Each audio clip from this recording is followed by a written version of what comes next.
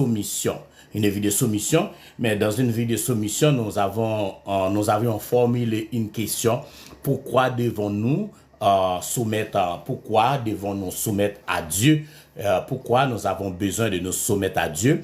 Parce que Dieu est digne de confiance. Nous avons vu, Dieu est digne de confiance, c'est pourquoi nous pouvons placer notre confiance en lui. Deuxièmement, nous avons vu, Dieu connaît la route. La raison pour laquelle que nous devons nous soumettre à Dieu, parce que Dieu est digne de confiance. Deuxièmement, Dieu connaît la route.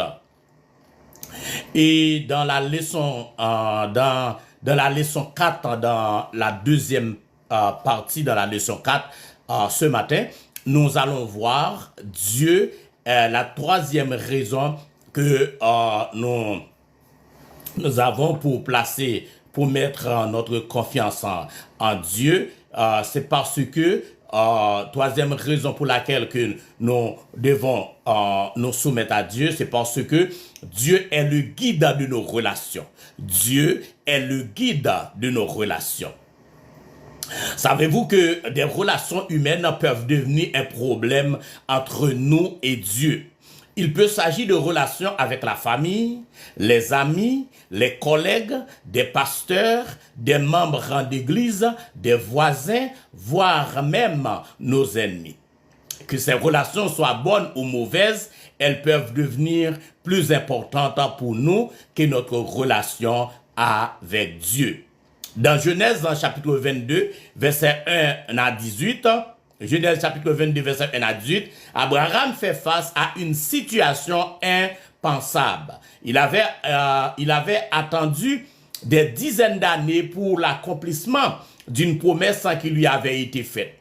C'était la promesse qu'il aurait un descendant qui deviendra le père de plusieurs nations.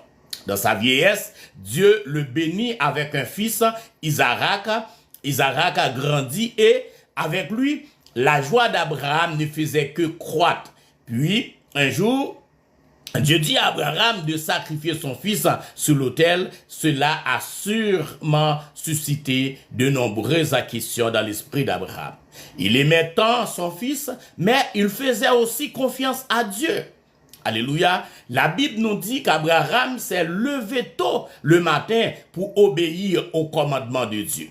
Dans d'autres termes, il n'a pas cherché à retarder son obéissance, ni cherché une manière d'y échapper. Il n'y avait aucune hésitation de sa part. Alléluia. Abraham n'avait